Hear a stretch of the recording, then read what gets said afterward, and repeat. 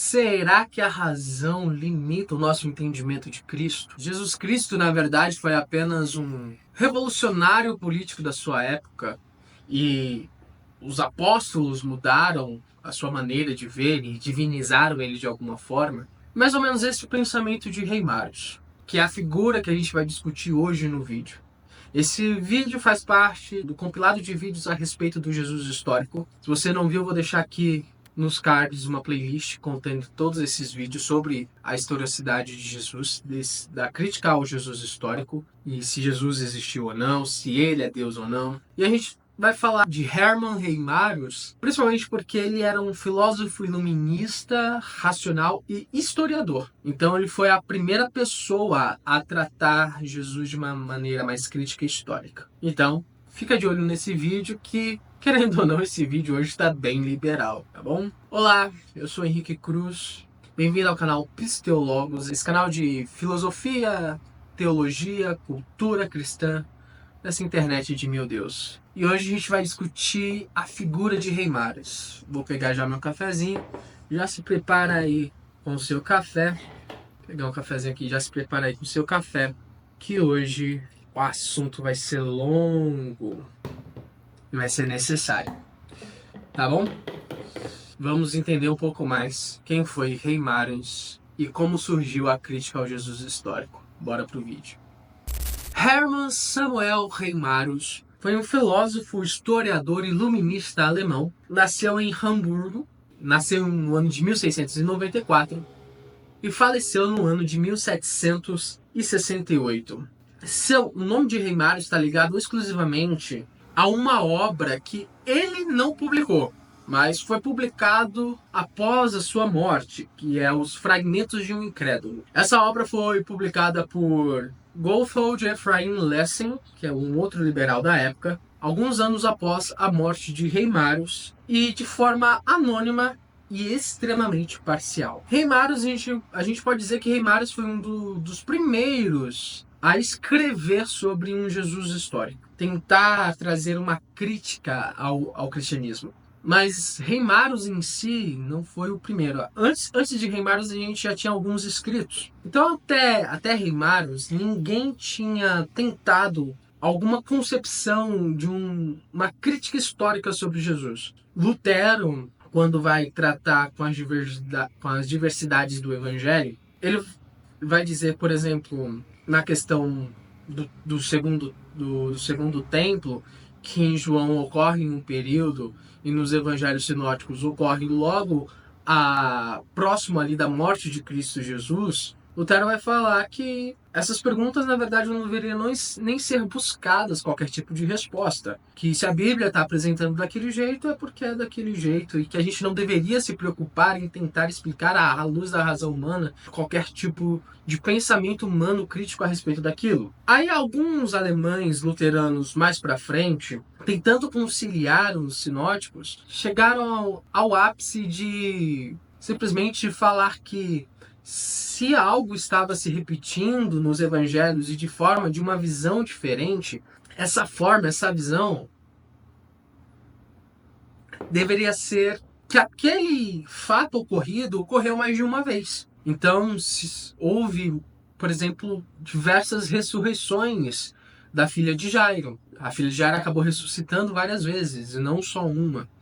Houve diferentes ações relacionadas ao segundo templo. Então, a gente teria uma certa dificuldade. E aí vem a crítica, e aí que surge Reimarus nessa busca do Jesus histórico, é onde a gente tem a primeira busca do Jesus histórico, e traz uma crítica a esse tipo de cristianismo que não consegue mais criticar Jesus, não consegue criticar a Bíblia, o escrito bíblico, para tentar trazer veracidade ao texto. E aí ele é um dos primeiros, ele é o primeiro a fazer isso, ele é o primeiro a entrar nessa busca. Só que antes disso, a gente pode colocar que antes de Reimarus, teve uma pessoa em específico que tentou de alguma forma canalizar esse Jesus histórico, tentar falar sobre esse Jesus histórico. A única vida de Jesus escrita antes de Reimarus foi escrita por Hieronymus Xavier, sobrinho de Francisco Xavier. E essa obra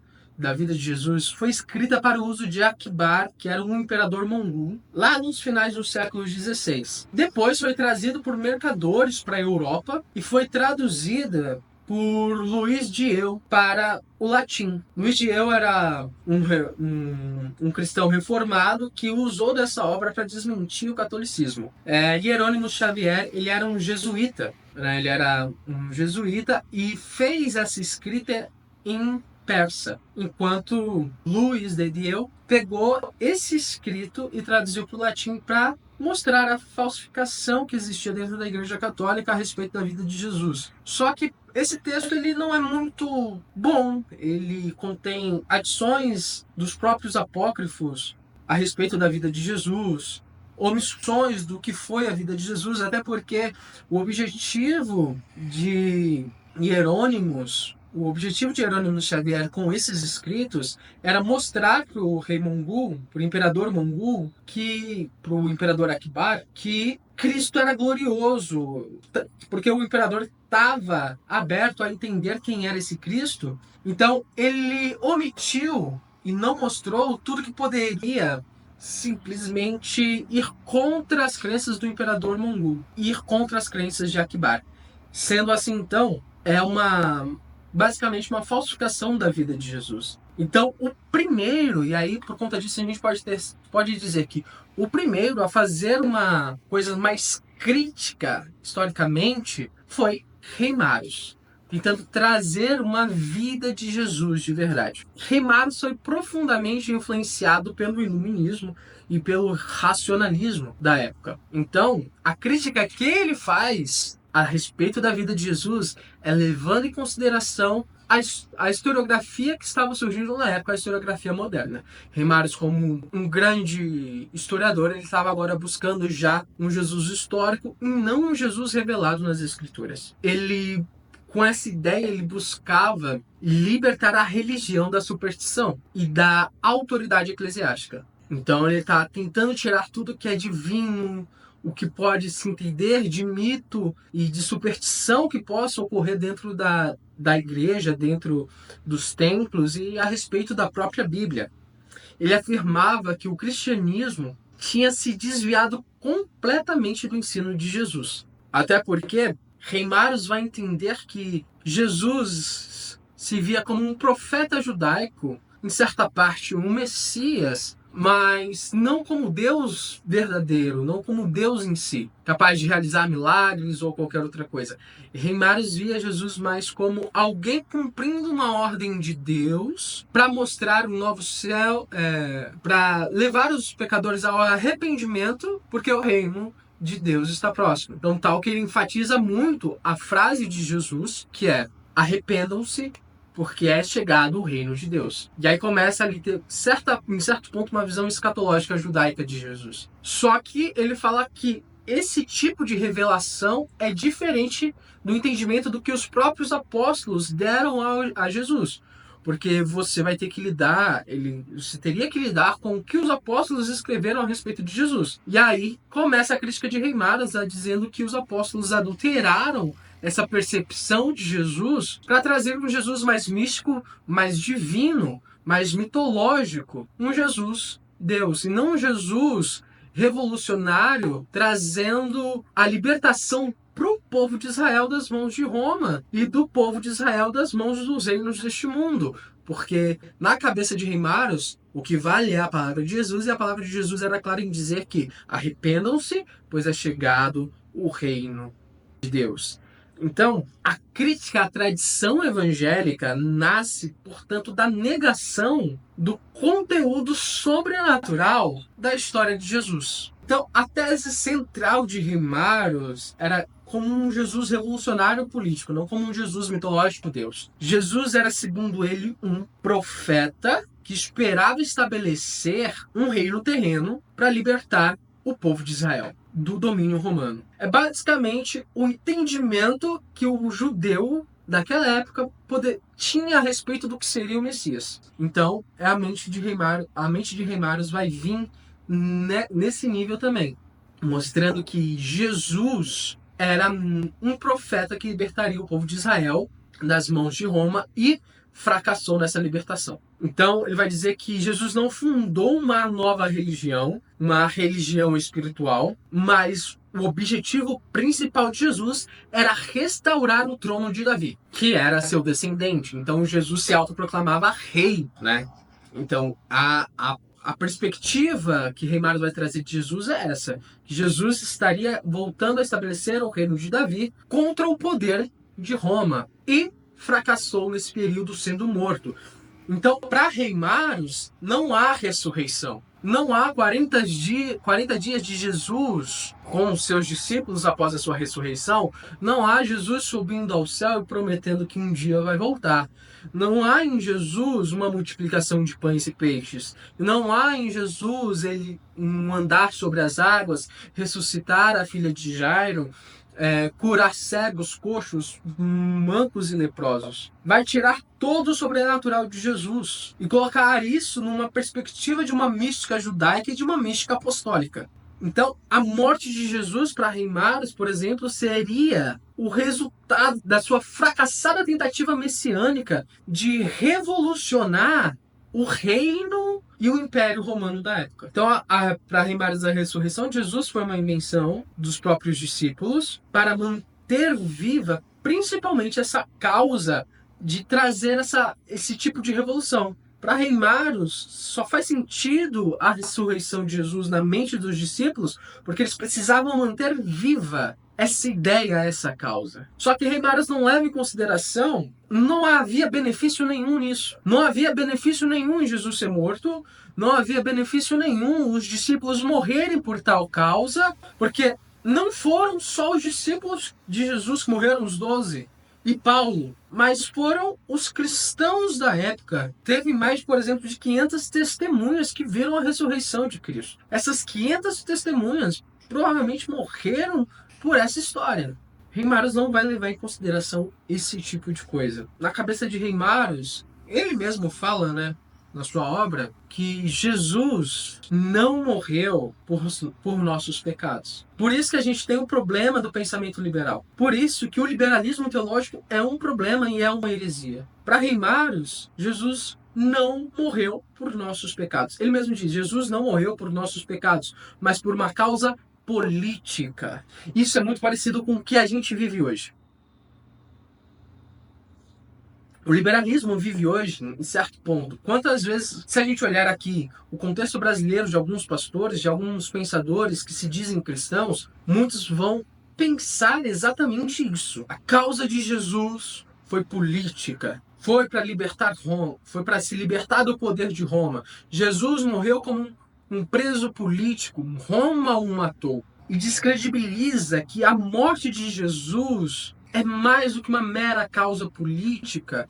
A morte de Jesus é para perdoar o pecado da humanidade que estava e que é inimiga de Deus. E não só isso, mas a própria morte de Jesus é para glorificar o próprio nome de Deus. E já então, em Reimaros vai surgir a separação entre o Jesus histórico e o Cristo da fé. Foi o que a gente já comentou no vídeo passado. Já tá na playlist que eu deixei aqui no card para vocês, né? Que é qual era o problema da busca do Jesus histórico. A separação entre o Jesus Cristo da fé e o Jesus Cristo da história. Reimaros inaugura essa distinção fundamental. Para ele, o Jesus real é o Jesus histórico, que agiu sobre o contexto político religioso do século I. Para ele, o Jesus real, o Jesus histórico, é esse Jesus. Um líder político, revolucionário, que se enxergava como um profeta messiânico para trazer de volta o reino e o trono de Davi. Enquanto o Cristo da fé era o Cristo construído posteriormente pelos apóstolos e pela igreja, que é um Cristo divinizado, um Cristo sobrenatural, um Cristo supramundano e não um Cristo histórico. Então, para ele, os discípulos teriam transformado o fracasso político de Jesus em uma religião de triunfo, quando colocam Jesus como vitorioso sobre a morte, porque ressuscitou, coloca ele como poderoso, o infinito, o Filho de Deus. Só que Reimaros não leva em consideração que o cristianismo se edifica sobre a história e não sobre uma ficção histórica. É muito fácil a gente não enxergar essa divindade de Cristo. Porque a nossa mente não quer enxergar essa divindade de Cristo. Mas Jesus Cristo, essa figura histórica que existiu historicamente, que a gente tem textos fora dos textos bíblicos. Esse Cristo que existiu, as pessoas morriam por ele, sofriam por ele, eram torturados, eram açoitados, e estavam em todo tempo falando: este Cristo, este Jesus ressuscitou. Esse Jesus Cristo veio, ele é filho de Deus, ele morreu por nossos pecados e ele ressuscitou. E eu vou morrer por esta mensagem até o fim, porque eu não posso negar aquilo que eu vi com os meus olhos. Não leve em consideração de que essas 500 pessoas provavelmente morreram por esse testemunho. É um absurdo você levar em consideração simplesmente um Jesus político e de que tudo foi inventado pelos apóstolos, que ninguém está disposto a morrer por uma mentira. As pessoas estão dispostas a morrer para conquistar poder. As pessoas estão dispostas a morrerem para conseguirem algum benefício, mas não há benefício nenhum no Evangelho. Não há benefício nenhum confessar que Cristo Jesus ressuscitou dos mortos. Não há benefício nenhum imaginar um Cristo divino. Possa ser que hoje você olhe e fale: há benefício sim. Olha o tanto de igrejas ricas, mas a gente está olhando com a mente de alguém que já vive quase mais de 2000 anos à frente dessa história. Fazem 20 séculos à frente dessa história. E como a religião predominante do mundo é o cristianismo, com 2,4 bilhões de pessoas, lógico que em algumas culturas, não são todas, que se você for para a Turquia, se for para o Paquistão, se for para o Afeganistão, não é prazeroso ser cristão, mas em algumas culturas há um benefício nisso. A gente não deve levar em consideração esse benefício, porque no primeiro século esse benefício não existia. O benefício estava em você ser cidadão romano. O benefício estava em você participar do império e não ser contra o império. O benefício estava em você olhar para o César e falar: César é Senhor. Não tinha benefício nenhum em dizer Cristo é o Senhor, e sim o César. A gente tem o apóstolo Paulo, cidadão romano, judeu, fariseu, abdicando de tudo que ele tinha, da sua cidadania romana, dos benefícios como fariseu, de suas riquezas, de tudo que ele podia ter, em nome de uma mentira, em nome de algo que não existiu. Valeu mesmo a pena? Ou será que realmente esse Cristo Jesus é sobrenatural? Esse Cristo Jesus existiu e ressuscitou e apareceu para esse apóstolo, para esse Paulo, e o deixou cego por dias? O problema de Reimaros está em querer interpretar um Cristo do primeiro século com a mente do século XX. E essa é a crítica da busca do Jesus histórico. Não devemos buscar um Cristo histórico com a mente do século presente. Século XXI, do século XX e do século XXI. Devemos buscar um Cristo histórico com a mente do século I. E na mente do século I, não tem como negar que esse Cristo é Deus. Não tem como negar que esse Cristo é divino, ele é supramundano. Mas ao mesmo tempo é uma figura histórica humana, em carne e osso. Mas o grande ápice de tudo isso, e foi o que deu problema, Reimaros não chegou a publicar suas coisas. Foi Lessing. Lessing publica os textos de Reimaros ali entre 1774 e 1778 em forma de manuscritos fragmentados, onde ele dá o nome de fragmentos anônimos.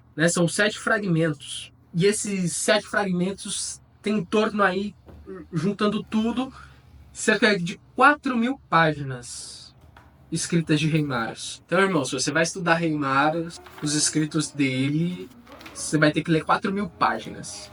Não é fácil estudar o liberalismo, não. Aí os 7 fragmentos são a teoria dos deístas, a desmoralização da razão no púlpito, a impossibilidade de uma revelação em que todos os homens teriam bons motivos para acreditar, a passagem dos israelitas pelo Mar Vermelho, demonstrando que os livros do Antigo Testamento não foram escritos para revelar uma religião, acerca da história da ressurreição e os objetivos de Jesus e seus discípulos. E o mais problemático é esse último, sobre o objetivo de Jesus e seus discípulos. Ele é o mais impactante, ele é o mais provocativo em relação a isso. É um escrito fantástico, tá? É uma mente muito brilhante que escreve aquilo. Mas mentes brilhantes sem o Espírito Santo de nada adianta. Mas é uma mente muito brilhante, foi muito bem escrita, né? A monografia da passagem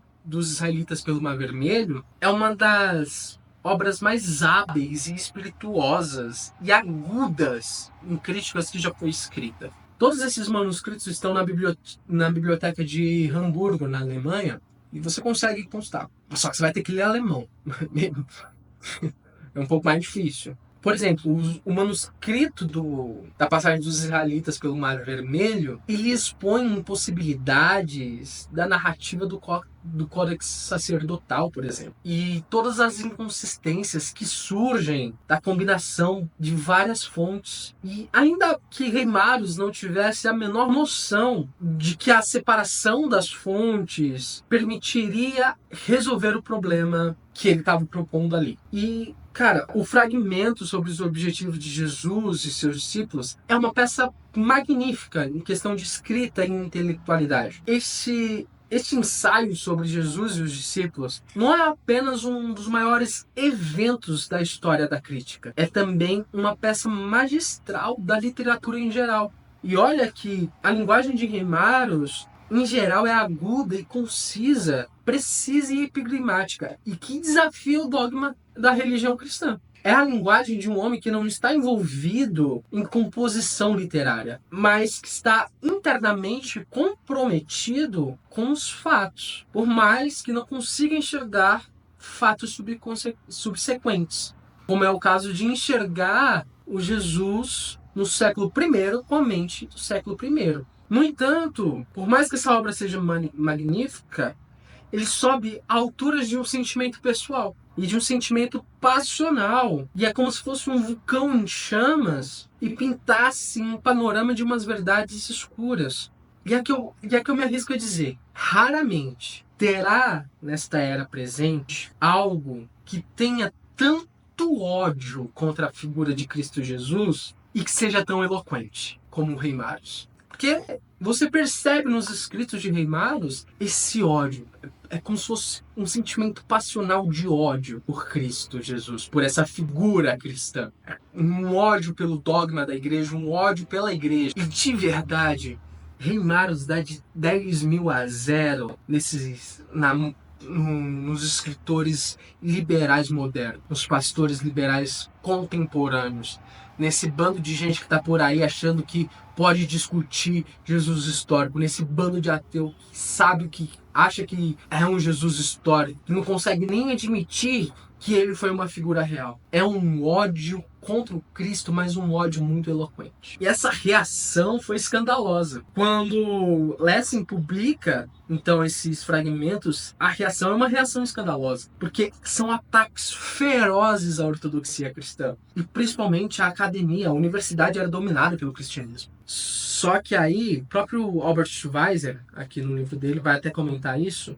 A crítica histórica, então, que hoje, agora aí é uma opinião particular minha, eu consigo ver a crítica histórica como algo positivo, né? A gente buscar esse Jesus de forma histórica e buscar responder historicamente os fatos bíblicos, mas levar em consideração também o contexto da época e etc. Mas, por conta disso, a crítica histórica nasceu sob um signo de suspeita. Então não levaram a sério isso. E, no fim, Reimarus não pôde ver um impacto de suas ideias. Ele morreu antes da publicação. Embora as conclusões de Reimarus sobre o Cristo histórico, sobre esse Cristo somente político, sejam ultrapassadas hoje em dia, que a gente tem respostas para esse Cristo, né? Esse Cristo político de Reimarus, a gente consegue traçar uma crítica mais precisa ainda do que a própria crítica do próprio Reimarus e mostrar que esse pensamento dos apóstolos era um pensamento verdadeiro, não falsificado de um Cristo político. Ele foi o primeiro a tratar Jesus como uma figura histórica. E independente independente do dogma da igreja. Ele foi o primeiro a pensar em Jesus como uma figura histórica e não como alguém supramundano, alguém transcendente somente, sobrenatural, divino. E a ousadia de Reimarus abriu caminho para outros liberais em seguida, que é Strauss, Renan, Bauer, e abriu caminho para a crítica moderna. Ele quebrou a imagem de Cristo e ousou ver o homem por trás do mito. E isso inaugura o que a gente chama, que o próprio Weiser vai chamar de a primeira busca do Jesus histórico. Reimarus rompeu com séculos de dogmas, mas a sua visão de Jesus como um mero revolucionário não se sustenta hoje, porque a gente parou de ter medo da crítica histórica. O cristão parou de ter medo de buscar esse Jesus histórico e mostrou que a ortodoxia e o dogma da igreja pode concordar com o Jesus histórico e relacionar esse Jesus histórico com o dogma e com a igreja. Então é muito importante saber como começou a surgir. E que hoje o Reimarus só não é mais tão influente assim, que a gente parou e pensou e respondeu ao Jesus histórico. Então, uma grande contribuição de Reimarus para o cristianismo hoje é que o cristianismo estabelece muito mais ainda a sua fé na razão lógica das coisas. Pelo menos aqueles que buscam estudar de verdade, né? Mesmo que não são todos. Então, a proposta é: busque esse Cristo. Busque sanar as suas dúvidas. Não tenham medo de oposição ao cristianismo. E se um dia você se deparar com algo como é a busca do Jesus histórico, essa primeira busca do Jesus histórico de Reimarus, quando você se deparar com algo que para você acaba com a sua fé, em vez de entrar em desespero, busque respostas. Busque respostas. Pedro, na sua carta, 2 Pedro, vai dizer que busquem resposta, busquem sanar suas dúvidas para que as pessoas vejam o motivo da esperança de vocês. Não tenha medo de ter dúvidas sobre a fé. Responda as suas dúvidas sobre a sua fé. E aqui eu quero te fazer um convite. Aproveitando todo esse tema de buscar respostas, a gente vai ter uma live exclusiva dia 7 de maio, nesse canal aqui. Vai ser privado, só vai aparecer para quem estiver no grupo do WhatsApp. Então vão ser 3 aulas em live a respeito de tentar buscar responder as dúvidas da fé. Então a gente vai tratar das bases da fé. A gente vai falar sobre as escrituras, a gente vai falar sobre o Deus que se revela e a gente vai falar sobre o Cristo que é manifestado em Deus. A gente vai tentar buscar resposta para algumas dúvidas. Isso tudo é uma preparação para algo grande que está por vir, que é o lançamento do nosso curso As Bases da Fé, onde você vai aprender e responder as suas dúvidas. Então, não deixe de conferir o link do WhatsApp, do nosso grupo do WhatsApp, que vai estar aqui embaixo, tá bom? Eu te espero lá e, querendo ou não, no próximo vídeo, provavelmente, a respeito desse assunto do Jesus histórico, a gente vai falar sobre David Friedrich Strauss e o seu impacto da crítica mitológica na figura de Jesus. E aí a gente já vai trazer também um entendimento sobre o que é mitologia para esse pessoal mais histórico, tá bom? Não se esqueça de se inscrever no canal, deixar o seu like, compartilhar com mais pessoas a respeito desse assunto e comenta aqui embaixo se você já tinha ouvido falar desse Jesus como esse ser simplesmente só político, sem ser Deus, essa visão de Jesus como um revolucionário político, ou se é a primeira vez que você entra em contato com esse tipo de argumento de Jesus ser somente um revolucionário político, tá bom? Então, eu te espero aí no próximo vídeo que vai aparecer aqui na tela. Até a próxima. Falou, falou e falou!